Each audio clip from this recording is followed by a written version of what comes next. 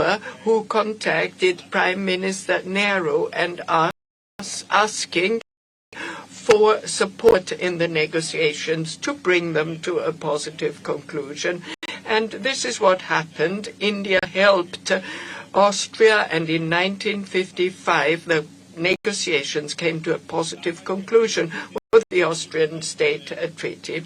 What unites India and Austria is concern over the development of the geopolitical situation. Against this background, last night and this morning, we had very intensive talks about the Russian war of aggression against Ukraine. For me, as the Federal Chancellor of Austria, it's particularly important to get to know India's assessment and to understand it, and to familiarize India with European concerns and worries. Moreover, the conflict in the Middle East was a major topic, and in addition to this challenging geopolitical situation, we also referred to the positive aspects of our cooperation: economic cooperation, cooperation in research, innovation, and investments in the future. First, about Russia. Before his visit to Austria, Prime Minister Modi paid a visit to the Russian president. Therefore, it was particularly important for me to hear about the Prime Minister's personal assessment regarding the intentions of Russia in respect of the peace progress. Our shared objective is to achieve a comprehensive, just and permanent peace in line with the UN Charter. My cabinet has been in constant contact with the European Union. Yesterday, I talked to Charles Michel on the telephone about potential perspectives and issues in this context. What is particularly important is the support of the European Union for a free and prospering Ukraine. Austria is making a substantial contribution. We're supporting the policy of the European Union on the one hand, but on the other hand, we have also delivered 250 million euro in bilateral aid. For me, it was an important signal that India, as a founding member of the BRICS organization, participated in the Swiss Peace Summit at Bürgenstock. Today we've been talking about an even stronger commitment and about possibilities of reviving the peace process. Prime Minister Modi and myself discussed the unique position of India in the so-called Global South. India is an important and influential and creditworthy country. India is the biggest democracy in the world, and therefore India's role, especially for Austria, is more than important when it comes to the peace process and future peace summits. As a reliable partner, Austria will be available as a site for dialogue, making use of its unique position as a neutral country, a member of the European Union, but not a member of NATO. As such, Austria is willing to act as bridge builder and to contribute towards the achievement of a peaceful solution. Let me move on to economic relations. Currently, the world economy finds itself in a challenging situation. Against this background, it is particularly important for Austria, a strongly export-oriented country, to find new forms of economic cooperation. Today already there are excellent economic and trade relations with India, marked by mutual trust and confidence. 2.7 billion euro is the current trade volume. More than 150 Austrian businesses are operating in India, and we expect the number to increase, and there will also be Indian investments in Austria. There is high demand for economic cooperation, particularly when it comes to renewable energy, about the environment and urban technology, urban development and infrastructure development. It's impressive to look at India's success when it comes to infrastructure, digitalization in society, and developing infrastructure at an enormous pace. Today's business forum, which is taking place right now at the Vienna Hofburg, about 40 businesses from India and Austria are coming together to engage in new cooperation and in identifying new economic opportunities. For me, as Austrian Federal Chancellor, cooperation in the field of science is important. Intensified cooperation between universities in Austria and in India. There is no better means of bringing different cultures and civilizations together than to ensure that young people can meet, have encounters in many ways.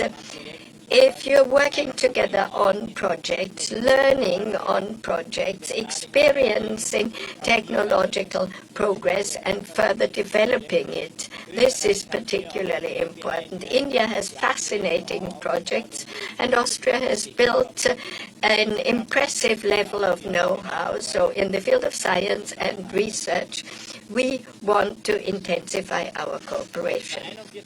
41 years ago, that was the last time a Prime Minister of India visited Austria. I'm particularly happy that we are able to further build and develop cooperation with the world's biggest democracy in the interest of a good future for future generations. Thank you very much.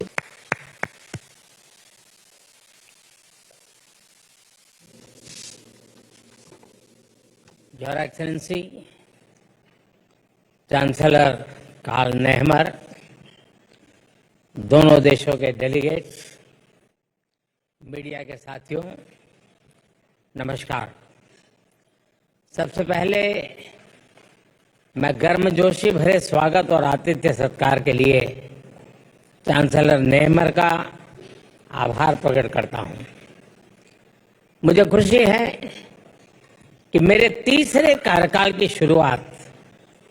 शुरुआत में ही Austria आने का अवसर मिला। मेरी यह यात्रा ऐतिहासिक भी है और विशेष भी है। 41 साल के बाद किसी भारतीय प्रधानमंत्री ने ऑस्ट्रिया का दौरा किया है। ये भी सुखद संयोग है कि यात्रा उस समय हो रही है जब हमारे आपसी संबंधों के 75 साल पूरे हुए हैं। फ्रेंड्स, लोकतंत्र और रूल ऑफ लॉ जैसे मूल्यों में साझा विश्वास हमारे संबंधों की मजबूत नींव है। आपसी विश्वास और शेयर्ड इंटरेस्ट से हमारे रिश्तों को बल मिलता है। आज मेरे और चांसलर नेहमर के बीच बहुत सार्थक बातचीत हुई। हमने आपसी सहयोग को और मजबूत करने के लिए नई संभावनाओं की पहचान की है। हमने निर्णय लिया है कि संबंधों को स्ट्रैटेजिक दिशा प्रदान की जाएगी। आने वाले दशक के लिए सहयोग का खाका तैयार किया गया है। यह केवल आर्थिक सहयोग और निवेश तक सीमित नहीं है।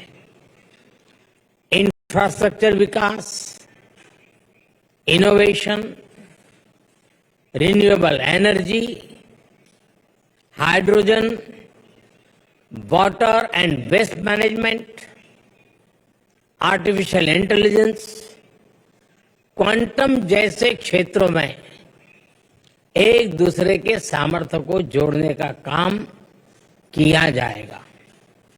दोनों देशों की युवा शक्ति और आइडियाज को कनेक्ट करने के लिए स्टार्टअप ब्रिज को गति दी जाएगी। मोबिलिटी और माइग्रेशन पार्टनरशिप पर पहले से समझौता हुआ है। यह लीगल माइग्रेशन और स्किल्ड वर्कफोर्स की मूवमेंट में सहयोग देगा। सांस्कृतिक और शैक्षणिक संस्थाओं के बीच आदान प्रदान को बढ़ावा दिया जाएगा। फ्रेंड्स, ये हॉल जहां हम खड़े हैं बहुत ही ऐतिहासिक है। 19वीं सदी में यहां ऐतिहासिक वियना कांग्रेस होस्ट की गई थी। उस कॉन्फ्रेंस ने यूरोप में शांति और स्थिरता को दिशा प्रदान की थी। मैंने और चांसलर नेहमर ने विश्व में चल रहे विवादों, चाहे यूक्रेन में संघर्ष हो या पश्चिम एशिया की स्थिति, सभी पर विस्तार में बात की है। मैंने पहले भी कहा है कि यह युद्ध का समय नहीं है। समस्याओं का समाधान रणभूमि में नहीं हो सकता। कहीं भी हो, मासूम लोगों की जान की हानि स्वीकार्य नहीं है। भारत और ऑस्ट्रिया शांति और स्थिरता की जल्द से जल्द बहाली के लिए डायलॉग और डिप्लोमेसी पर बल देते हैं। इसके लिए हम दोनों मिलकर हर संभव सहयोग देने के लिए तैयार हैं। फ्रेंड्स, आज मानवता के सामने क्लाइमेट चेंज और आतंकवाद जैसी चुनौतियों पर भी हमने विचार साझा किए। क्लाइमेट के विषय में अंतर्राष्ट्रीय solar alliance, कोalition for disaster resilient infrastructure, biofuel alliance जैसी हमारी पहलों से जुड़ने के लिए हम ऑस्ट्रेलिया को आमंत्रित करते हैं। हम दोनों आतंकवाद की कठोर निंदा करते हैं। हम सहमत हैं कि ये किसी भी रूप में स्वीकार्य नहीं है। इसको किसी तरह भी जस्टिफाई नहीं किया जा सकता। हम संयुक्त राष्ट्र संघ और अन्य अंतर्राष्ट्रीय संस्थाओं में रिफॉर्म के लिए सहमत हैं ताकि उन्हें समकालीन और इफेक्टिव बनाया जाए। फ्रेंड्स, आने वाले महीनों में ऑस्ट्रिया में चुनाव होंगे। मैं लोकतंत्र की जननी और विश्व के सबसे बड़े लोकतंत्र भारत के लोगों की ओर से चांसलर नेहमर और ऑस्ट्रेलिया के लोगों को अनेक अनेक शुभकामनाएं देता हूं। कुछ देर बाद हम दोनों देशों के सीईओ से मिलेंगे। मुझे ऑस्ट्रिया के माननीय राष्ट्रपति जी से भी मिलने का सौभाग्य मिलेगा।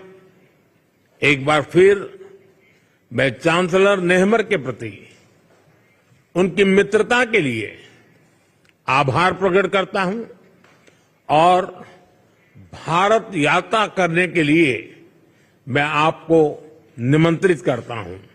बहुत बहुत धन्यवाद।